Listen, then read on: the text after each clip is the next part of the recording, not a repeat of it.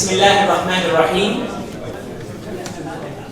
الحمد لله والصلاة والسلام على أشرف الأنبياء والمرسلين محمد صلى الله عليه وعلى آله وأصحابه أجمعين.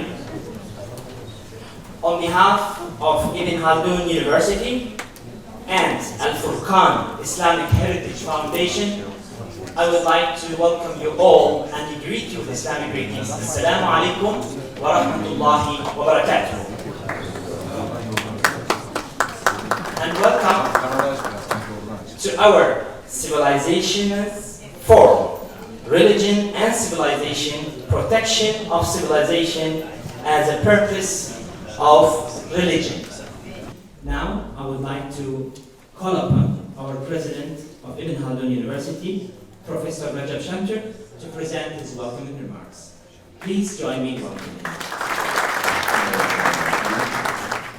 Assalamu alaikum wa rahmatullahi wa barakatuh. I am here to welcome you to Ibn Khaldun University and to the first Civilizations Forum. So let me give you an idea about Ibn Khaldun University, what they are doing and why they are doing that. Ibn Khaldun University is a social science university dedicated to teaching and research in the field of social sciences. So there is no engineering, no medical science in our university. Sorry for disappointing you. And you will never have it. Only social sciences, humanities and social sciences. And we think architecture is a social science. Our dear architect, Abdullah al-Wakil. Because we shouldn't confuse between architecture and structural engineering. Architecture is a social science because it reflects the values of a civilization in the living spaces. So we have at the moment 5 schools for undergrad students and more than 20 MA programs and 1 PhD program. At the undergraduate level, we have law school, Islamic studies school, humanities and social sciences, communication, and education. These are the 5 schools that we have opened. And the number of students we accepted in the first year is very limited. Like for every department, 10 to 15 students. The highest number we accepted to law school, which is 30 students. So this is very shocking and surprising, in the Turkish education system. Even the members of Europe, they were like shocked. Usually, private universities, they would like to get highest number of students so that they can make more money out of them. But our purpose is not to make money. Our purpose is to educate future scholars, future leaders, in the field of social sciences. And the reason why we focus only in the field of social sciences because we believe that today most of our problems are social problems, economic problems, political problems, legal problems, or religious problems, civilizational problems, cultural problems. And the only way for us to overcome and solve these problems is to have experts, excellent experts in the field of social sciences. So these are the sciences that influence and shape the thinking and the behavior of people, not the medical or engineering disciplines. And also, you can bring an engineer from Japan or America and have him build a building for you, or a tunnel or a bridge for you, or make a car for you. But when it comes to religious problems, you cannot bring an expert from America or Japan how to revive Islam today, how to practice Sunnah today. I mean, you have to do it yourself, or like how to solve family problems, legal problems. I mean, this person should be someone indigenous, from our own culture. So these are the reasons why we focus only on social sciences. And in teaching social science, we will follow a particular pedagogy. We are not going to import Western social sciences and distribute it to our students. Instead, we will come up with a new understanding of social science. So we would like to play the role of a paradigm shift in the field of social sciences. Because today, what I observe is that everywhere in the world, there is only one single menu in social sciences, and it's offered to the students. This is what I call McDonald's education. So wherever you go, McDonald's offers you same food.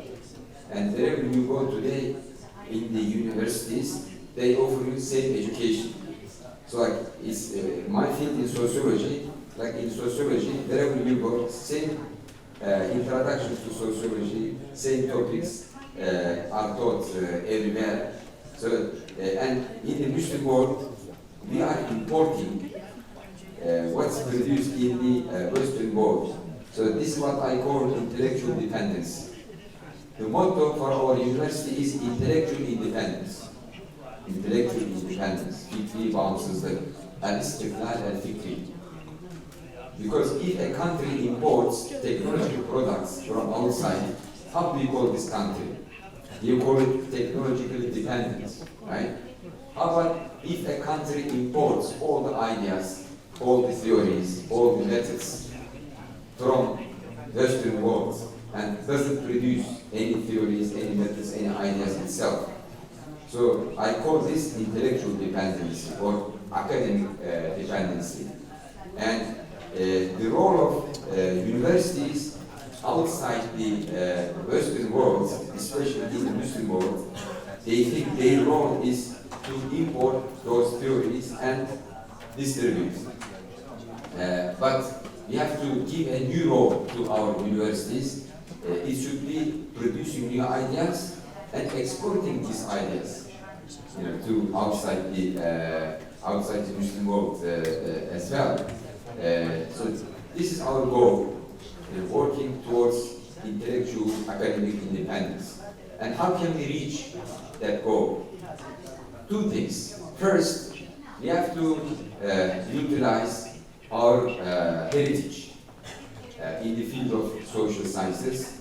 Second, we have to use a comparative methodology. So these are the two principles on which pedagogy in Ibn Khaldun University is based. Introducing our students to our cultural heritage and using a comparative pedagogy, a comparative education. So when we teach social science, we will be teaching both like modern Western social science, but at the same time the Islamic counterparts. So if we teach Marx, we will also be teaching Ibn Khaldun, so that students can compare both. If we teach Freud in psychology department, we will also teach Ghazali, so that students can compare. And we believe that this comparison will help them come up with their own ideas, with their own theories. And we believe that Ibn Khaldun is a symbol which will inspire us for new ideas. And usually it is said that Ibn Khaldun is the founder of modern positivist social sciences. We argue otherwise. We say Ibn Khaldun is not the founder of modern positivist, Eurocentric, evolutionary social sciences, but he is the alternative to positivist social sciences. So our purpose is to prove that we have an alternative to positivist social sciences. which dominate the whole world today. And the way to demonstrate it is to use applied Khaldun, which is taking ideas, theories, methods from Ibn Khaldun and applying it today, inshallah ta'ala. So, briefly, this is what Ibn Khaldun University is about. So, Ibn Khaldun University is a graduate university. We plan that 25% of our students will be undergrad students and 75% masters and PhD students. So our growth strategy is not horizontal. Like we are not going to open new undergrad departments. We'll open masters and PhD departments, more and more masters and PhD departments. So our goal is ultimately to have 5,000 students. 1,250 of them will be undergraduate students, and the rest, 3,750 of them will be graduate students. And so this will be like graduate university, research university, with the purpose of producing new ideas, new theories, and our university will have one of the best libraries in the world. The presidential library will be in our university. Turkish law grants every president, to make a library, and we are hoping to get this library to our university. And the architectural design of our university will be compatible with our education philosophy. So it will follow the Ottoman education structure, the Külliye system. So we are now working on that, and we will also have some centers within the old city, like Süleymaniye and Bakırköy, and in different parts for especially graduate studies and for international programs. We emphasize international aspect of education. At the moment, Ibn Khaldun University has the highest ratio of international students. At the moment, 37% of our students are non-Turkish students, and our goal is to make it 50%.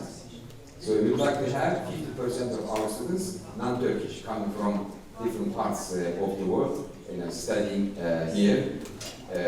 So we believe that this is very important for our students. They should grow in this international environment, as well as for international students to come to Turkey and get exposed to Islamic culture and Turkish culture. Another important and distinctive aspect of our university is that our education is multilingual, Turkish, Arabic, and English.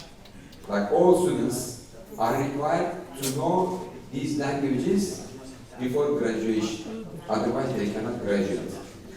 So if a student comes from Macedonia, he must learn Turkish, Arabic, and English.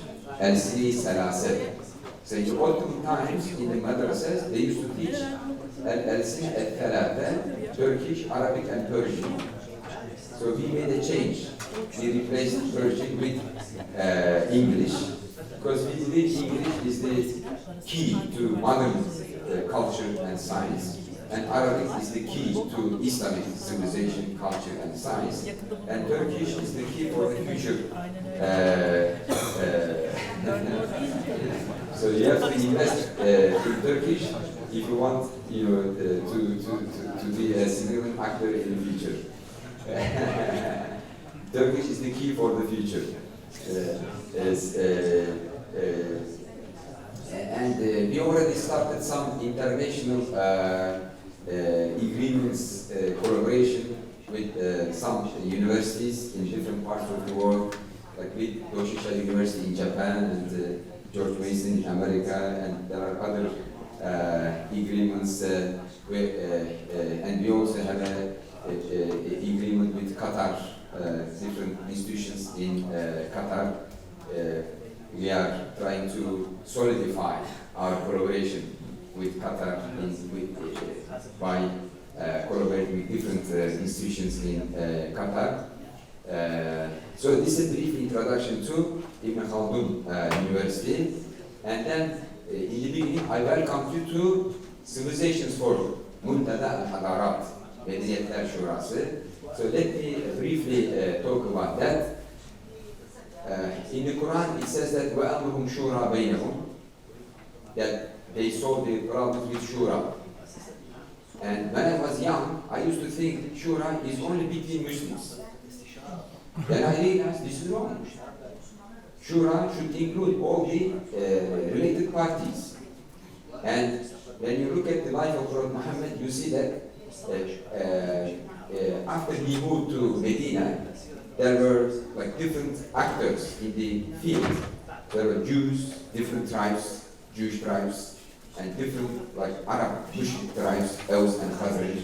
So he brought all of them together, made a shura with them, and built consensus, and he wrote Wethiqatul Medina, the first written constitution of the world. So it's a good example how Muslims should bring together all the related parties to make shura.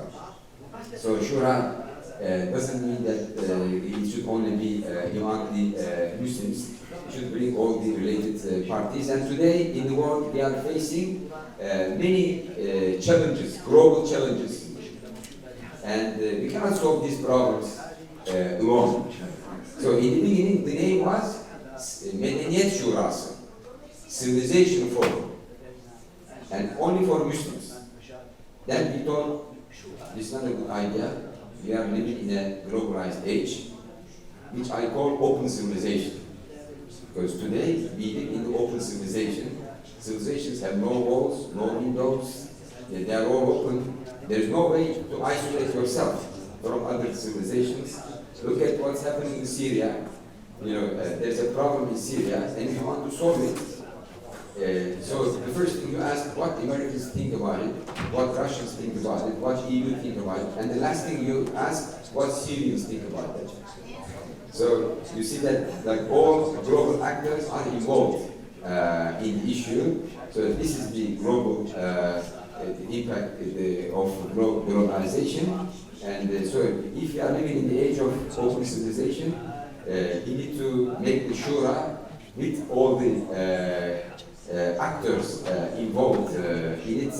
So that we changed the name, we made it Muntada al-Hadarat, Civilizations Forum. And so this year, this is the first one. We believe that we will be expanding and Europe our programs. And next topic will be technology and civilization. Because this is another important issue for humanity. And after that, media and civilization. After that, so this is how we will continue making like every year annual civilizations forum. And this year we have only the academics. But next year we will invite decision makers, important actors in the field, maybe in the field of technology, like CEOs of important companies and the ministers of technology and science, etc. So we will expand it. We will develop a format of the program. And at the end there will be changing the order. So first, I would like to thank our friends from Al Furqan Foundation from London. We've been in collaboration with them for so many years. They are our good friends. We learn from them and we teach them certain things. So yesterday they learned pekmez from me. So our dear friend Salih, he used to hear about pekmez in Macedonia, but for the first time he tasted pekmez, in my office. And our dear friend Darwish, Drawish, he also experienced it. So there are many things we have to offer you, inshallah ta'ala, and we are very happy with this collaboration. They always focus on maqasid and also makhdutat, but our interest is more open. So how can you relate religion and maqasid, religion, civilization, and maqasid? Ibn Khaldun has an answer for it. Because in Muqaddimah, Ibn Khaldun says, everything in Sharia has the maqsad of protecting religion, protecting society. Like zina is prohibited, it protects society. Stealing is prohibited, it protects society. And other things like alcohol is prohibited, and the purpose is protecting society. And at the end, he concludes that all rulings in Islamic law has the purpose of protecting the Umran. And by Umran, I draw your attention to this. This is a very important point. By Umran, Ibn Khaldun means society. So he says, Al-Madaniyya, Al-Umran, and Ijtima' Bashari, these three words have the same meaning. So civilization for Ibn Khaldun means society. Don't get confused. You get like lots of definitions about civilization, and especially Arabs got it wrong. They call Umran Hadara.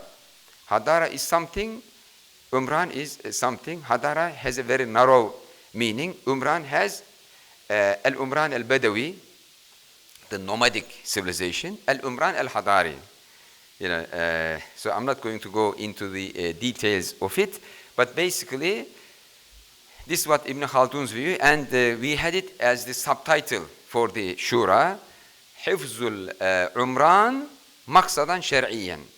So the purpose of religion is to protect civilization. So this conveys how we look at the issue, and inshallah for 3 days we will be discussing this with the contribution of 85 scholars from around the world. So many sessions and panels. And finally, I would like to thank the organizers, the organization committee, our dear friend Burhan Köroğlu, and Vahdettin Işık, Enes Yalman, and Nagihan Haliloğlu, Önder Küçükural, and there are many others. I cannot list their names at the moment here, but we have it in the brochure. So they have been like working very hard day and night, to put this program together, and they were like very successful, working with great sacrifice.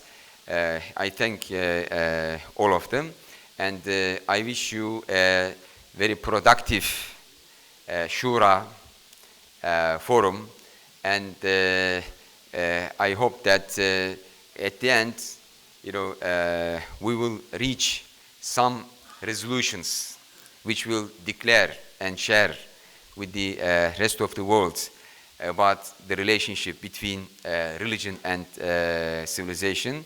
And I am also eager to hear your ideas on this issue. Thank you very much. Wassalamu alaikum.